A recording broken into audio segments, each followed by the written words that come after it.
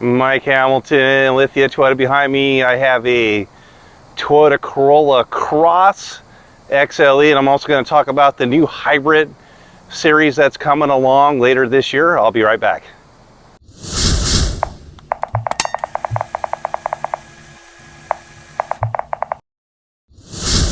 All right, I'm back. So let's go over this vehicle. So earlier this year, Toyota, in one of their launches from headquarters, talked about a bunch of new vehicles in the pipeline, and one of them was the going to be the hybrid brother to this vehicle, and they're going to have 3 new trim packages. So far, they've come out with the L is the absolute base LE and XLE. This here is the highest trim level XLE. They also come both front wheel and all wheel drive. Later in the year, hopefully by November, December, we'll start seeing our first of the hybrids. So those models will be S, SE, and XSE. So going from your basic to your most premium grades.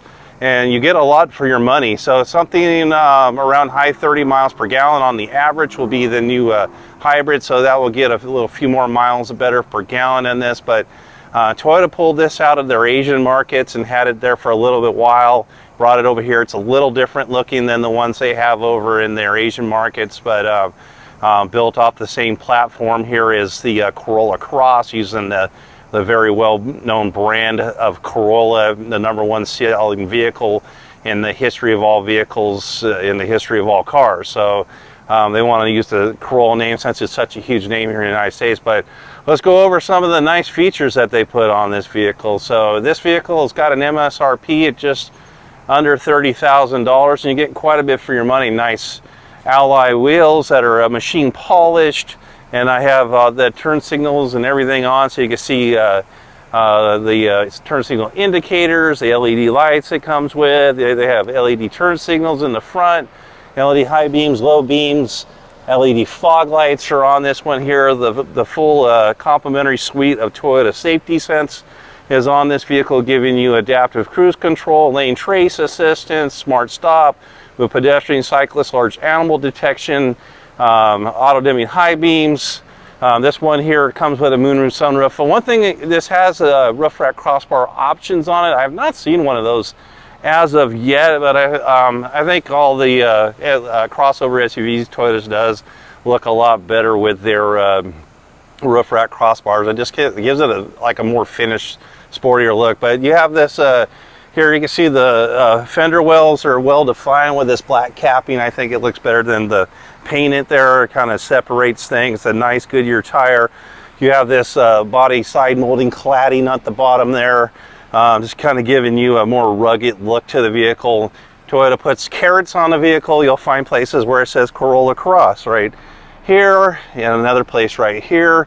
They really don't do that on their side of their vehicles anywhere. And let's go over the MSRP and what this vehicle is. Corolla Cross XLE, front wheel drive. If it was all wheel drive, it would be right here. Again, that's an optional thing for all the models of this vehicle, levels of the vehicle. 2.0 4-cylinder engine, and it's on a CVT transmission. This one does get the power moonroof sunroof in power door on this here, all-weather floor mats and mud guards. After shipping and handling, we're looking at $29,418. So I think a pretty nice value. So then also it has blind spot monitor with rear cross traffic alert in it. Let's take a look on the inside here. Turn off those flashers now. You get the injection foam molded soft touch up here, nickel polished look. Some of that Toyota Softex, which is a really nice synthetic. It's such a good product. Sometimes I make a mistake and you guys correct me that I'm saying, when I'm saying this is Softex, you're all, no, that's natural leather. Like, so it even tricks me to the eye. That's how good of a product this stuff is. You guys, up here is a hard dash, but they do this leather print, which is from natural leathers to give it a more premium feel. 8-inch infotainment that supports Apple CarPlay and Android Auto. Auto e-brake with brake hold. Again, moonroof sunroof on this one, so it lifts up and also opens up fully. Again, optional roof rack crossbars could be had for these vehicles from our parts department, although I've never seen one come in. And then this level here is getting a power lift gate. So let me back out a little bit. Let's do that real quick. Squeeze the handle and you can see that. Really nice here. These seats fold down, so you got your privacy, or what's known as a tonneau cover here.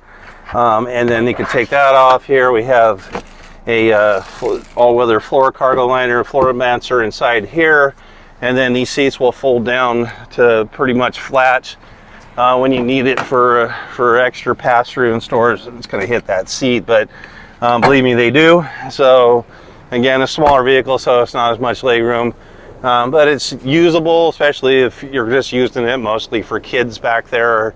It's not often we have adults sitting in back seats in most cases. So anyways, even here, I had this seat back for me. I should still be able to fit behind me with a little bit of squeezing. I'm touching. I can put my legs out this way, and that seat was back for me, and I'm 6'2", so a normal adult that's in the 5 foot something will fit in here fairly easily with no problem. You know, you're larger, just have to give a couple inches of room for the rear passenger to fit back there, and they'll be reasonably comfortable. Coming to the inside on the driver's side, again, the same soft touch and injection foam molded. It's a Softex nickel polish bottle holders with power windows, power mirrors, power locks. We have our auto dimming high beam there, and then we have our power liftgate button down below. Power driver's seat with lumbar support. The other side is just a manual seat, so it doesn't come with that. Let's go ahead and move on to the inside. So taking a look at the gauges here, we have analog on the sides, and then one of the largest digital gauges that Toyota does in any of their vehicles happens to be in something with a Corolla name on it. So again, it's right now, it doesn't really have any fuel economy because there's no miles on it. This is your lane departure and lane trace, adaptive cruise control screen, trip information, PSIs of the tires are all on this one here, and then all your different stuff for Toyota Safety Sense and 2.5, which is the highest level until the 3.0 start coming out. So lane departure alert with lane trace assistance are all lane centering, pre-collision, blind spot monitoring, parking sonar, rear cross traffic alert, and then smart backup, parking stop, and this one reads speed limits and stop signs as you go by and displays that for you. No message or problem with the vehicle. It will tell you, like if I open up the door, well, it's going back to the performance thing, but it will tell you things like that, also diagnostics things. Then we have our bigger 8-inch infotainment, which is a nice size infotainment for this here, supporting Apple CarPlay and Android Auto. So push start on this one here. You have dual heated seats, high and low. You have Qi wireless for your cell phone, and you have a CVT transmission, but it mimics doing sequentially 6-speed gears. And this here does XM radio. You have, again, electric parking e-brakes. It tells you the backup camera on here. It's pretty nice on this one here, and does give you the lines, the blue lines where you're at, the yellow lines, your intended path you're taking are on this one here. So that's a really nice feature. Coming up to the top here, we're doing auto dimming rear view mirror. Does not have the garage door memory sets on this one here. You should have LED lighting on the inside for LED reading lights at least. And you do also the LED lights for your vanity mirror, so it's giving you LED lights throughout. Again, we got moonroof and sunroof. I'm not going to demo that. Everybody knows how that works. And then again, just a great price for what you're paying for here. I think you get a lot of car for your money on this one here. And I'm going to talk about the new hybrids when I come back. All right, we're counting down to some new models here. So I'll just run over the models that are coming out and coming. So we got the GR Corolla hatch, the hot hatch with 300 horsepower. You have the Toyota Sequoia 2023, the big SUV that will take over the Land Cruiser class, a large class of, and be built off that platform.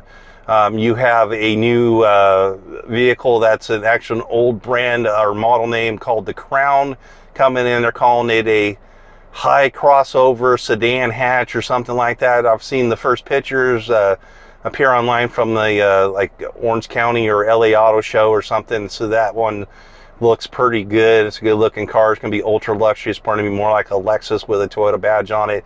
And then you have this coming out in the hybrids. Again, 3 levels of this vehicle, S, SE, and XSE. So S is going to be your most basic, SE is your mid-grade, and then you have XSE, which would be basically the most well-appointed one. It'll be similar in amenities to this, be more sportier and more aggressive looking, as that's the sports series of Toyota line, and they have usually a much more aggressive and bold stance. Toyota's saying something in the high 30s, 39 miles per gallon on average, so pretty reasonably economical car. I don't expect the pricing to be a whole lot higher going from the gas to the hybrids, as we already have RAV4s, and the RAV4s are not a whole lot more expensive, and same with the actually the Highlanders too are not a whole bunch more expensive either way on going from a gas to the hybrids. It's the most difficult thing is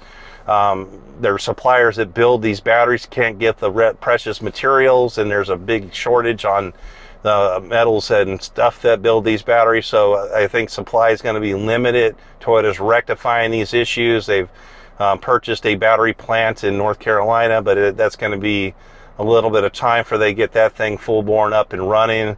That stuff was shown online and stuff for on their website that they have named some managers, a lot of tenure going into that place, like people that have been with Toyota for like 25, 30 years. So you're going to have great leadership there to get that up and running. And they say, like, I forgot what they could produce, but if I can recall, I think it's like this thing's got the ability to produce over 1 million batteries a year. So we're looking at a major investment by Toyota. This plant was in the billions that they paid for. So not a quick fix, but it's a fix. And Toyota's again on the #1 on the forefront of like rectifying situations and getting things done the right way. And they got the best of their best going to lead this place and get this thing fired up, and hopefully we'll see the benefits of this shortly and have, you know, good volume of sales and availability for these vehicles again. So well, thank you for watching. We'll see you next time.